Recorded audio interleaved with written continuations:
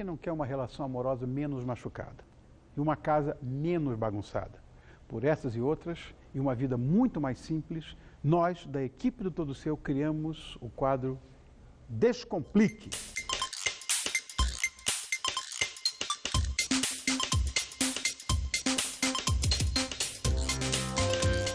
E hoje nós vamos descomplicar um assunto muito delicado e que tem deixado você e seus familiares de cabelo em pé. A herança de vocês. Infelizmente, depois que algum parente venha a falecer, tem um pavoroso trâmite burocrático que deve ser feito para que os bens sejam repartidos com justiça. E, infelizmente, muitas vezes, ou quase sempre, isso gera estresse, discussões e até desavenças entre pessoas queridas da mesma família. E é para entender como você deve proceder que convidamos o advogado, nosso parceiro, mestre pela Universidade Anhembi Morumbi, especialista em processo civil pela FADISP e professor da Faculdade de Direito Drummond. É o bonitão Marcos Maurício Bernardini.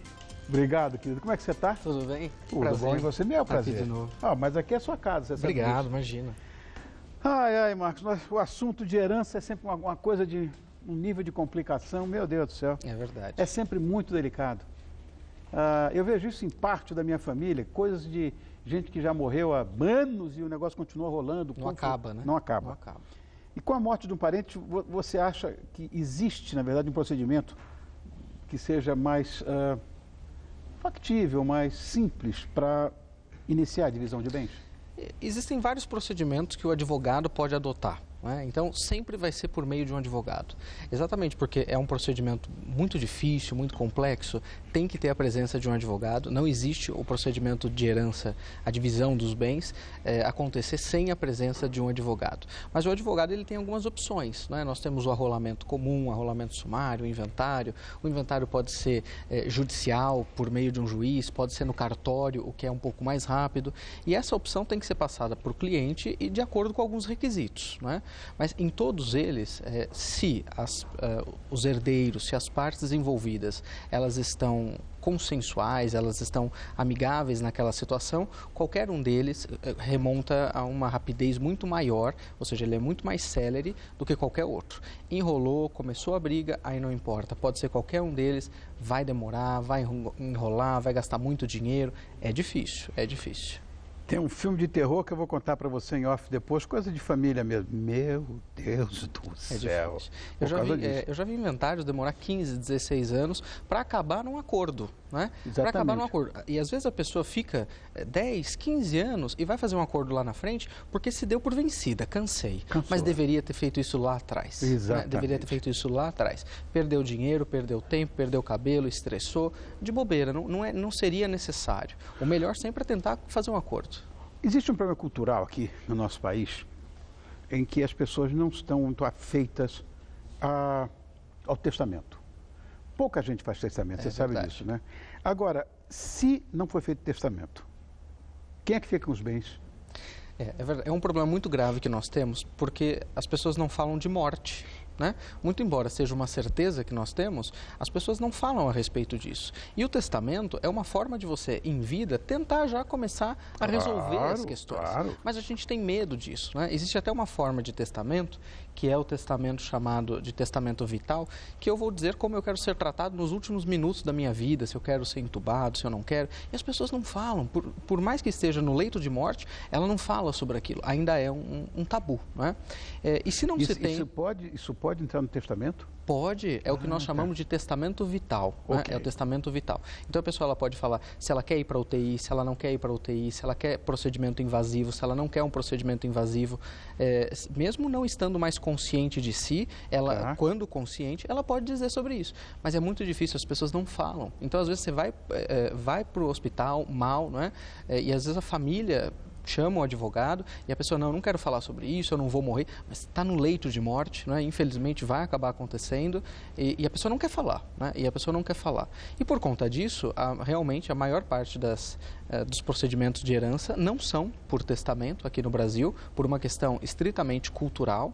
E muito embora nós temos muitas formas de se fazer testamento, né? Existem testamentos públicos feitos no cartório, testamento particular, existem várias formas, né? O advogado ele tem inúmeras opções para dar para o cliente dele. Ô Marcos, uma pergunta absolutamente de um leigo que jurisprudência passa bem distante.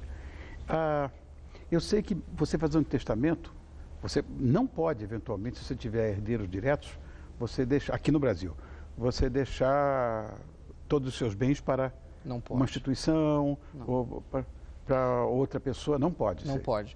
Você tendo herdeiros chamados de necessários, então são seus filhos, aqueles estipulados no código, então você tendo esses herdeiros, você só pode testar, então você pode apenas dispor em testamento de 50%. Tá. Né? Agora, se você não tem descendentes, não tem outros herdeiros necessários, aí você pode dispor da integralidade do seu patrimônio. Nos Estados Unidos e na Europa você pode deixar tudo. Deixa até para o cachorro, né? Até para o cachorro, gato. Exatamente. Aqui no Brasil não funciona desse jeito, não pode.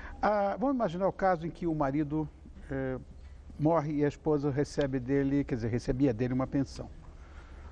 Se fosse o contrário, o marido receberia? Sim, hoje recebe. Antigamente não, né? Antigamente nem é tão antigamente. Antes de 91, isso não aconteceu. Agora, recente. Historicamente, né? Isso é irrelevante. Exatamente. Então, assim, agora isso não acontecia, né? Então, o marido, ele era o patrono, né? Ele era o dono da família, aquela coisa toda.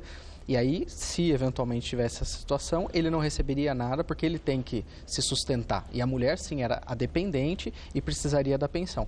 Hoje não. E nem precisa ser o cônjuge, efetivamente, né? Até o companheiro, ele se provar que era companheiro daquela mulher, ele consegue, sim, ela vindo a falecer, ele consegue receber pensão do que ela recebia.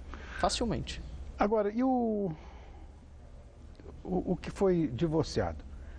Recebe alguma coisa? Não, aí não. Não, né? Né? O divórcio, ele para o direito, é a cisão completa, não é a extinção completa da relação entre os cônjuges. Então divorciado não tem direito à herança? Divorciado, não. acabou. Né? Aí não tem jeito.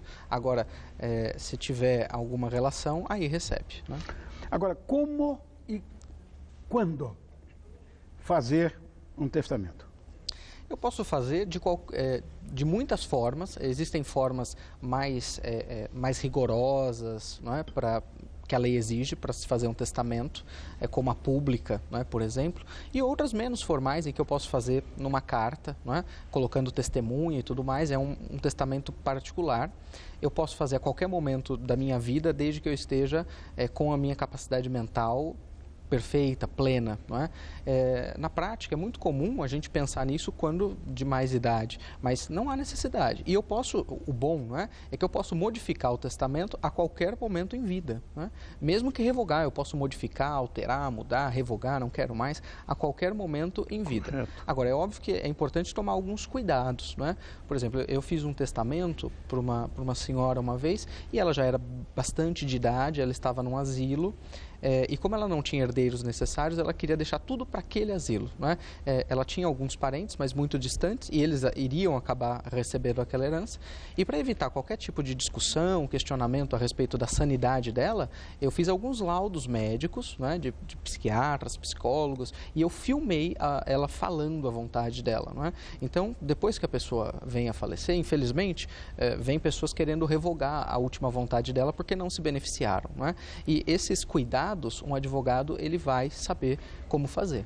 Tem uma escala, uma hierarquia de herdeiros. Tem uma ordem, uma ordem, exatamente. Primeiro são os filhos. Né, são os descendentes, depois são os ascendentes, então os pais, os avós, tá. E depois o cônjuge sobrevivente e, por último, os colaterais até o 4º grau. Né? Então, são os primos, que a gente chama de primos de 1º grau, né? São os colaterais em 4º grau.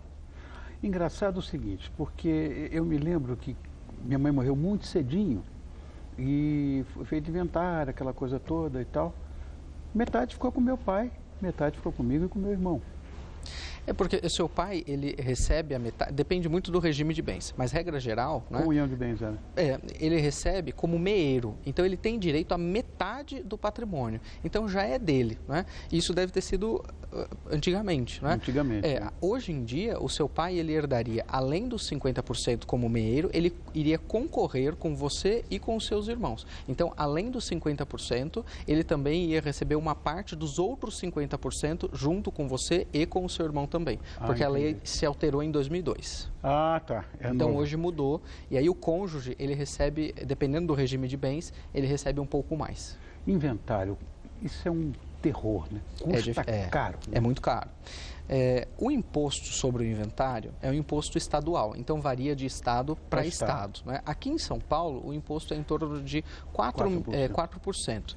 E aí nós temos alguns casos de isenção, né? Então existe uma forma de você verificar isso, mas cada estado tem a sua deliberação. E tem o preço do advogado, né? Tem que ter um advogado independente, né? Se é no cartório ou mesmo judicial. E aí, no final, o valor do inventário fica de 5% até 15%, 20% no máximo do patrimônio. Até 20%. Esse número é assustador. Agora, passar um imóvel para herdeiros com usufruto facilita a vida de todo mundo, né? Facilita. Em vida você já resolve, né? Então é muito bom. Às vezes o pai e a mãe em vida, ele consegue controlar os filhos, né? Então os filhos, por conta dos pais estarem vivos, não discutem, não brigam, né? Os pais vieram a falecer, aí começa aquela discussão, né? De quem é o quê, eu quero isso, não eu que cuidei da mãe, então começa a tumultuar um pouco. Essa situação de você em vida, né? Já passar para os herdeiros e deixar para você em usufruto, facilita essa situação. Não tira a hipótese do imposto, porque ainda em vida você acaba pagando imposto também. Mas ainda assim você resolve o inventário. Resolve o inventário. Você resolve o inventário. Eu disse isso porque foi como meu pai resolveu fazer. Ele chamou a mim e meu irmão, que meu irmão é meu melhor amigo, e por coincidência é meu irmão. Somos só nós dois. E ele, pai, não sei o que e tal. Ele disse, não, é assim, é a minha vontade, eu quero resolver tudo. Passou tudo. É a melhor coisa. Tudo. O nosso nome, inclusive dinheiro. Só que tudo é usufruto dele. Exatamente. Ninguém bota a mão em um centavo. Resolveu. Assim que ele vier, exatamente. Quando vier a falecer, vocês não vão ter grandes problemas. Não tem nenhum. Exatamente. Nenhum. É muito bom mesmo. Mas pagamos 4%. Mas paga imposto. Mas paga imposto. É verdade. Bom, também há casos que as famílias não deixam, né, dinheiro, mas não deixa imóveis e bens e deixa também dívidas. Dívidas, é verdade. E aí? A dívida é repassada? Não é. Ah, não? Não. Olha, eu pensei que fosse. Não é. A dívida do falecido incide sobre o seu patrimônio. Então, se tiver patrimônio para arcar com aquela dívida, no inventário, o advogado ele é obrigado a falar daquela dívida e quando dá divisão, aquele valor é abatido da partilha.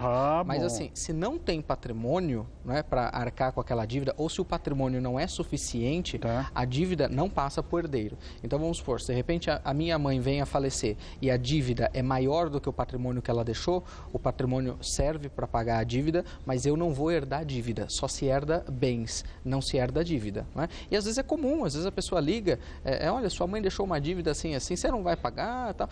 Às vezes a pessoa paga por uma questão moral, né?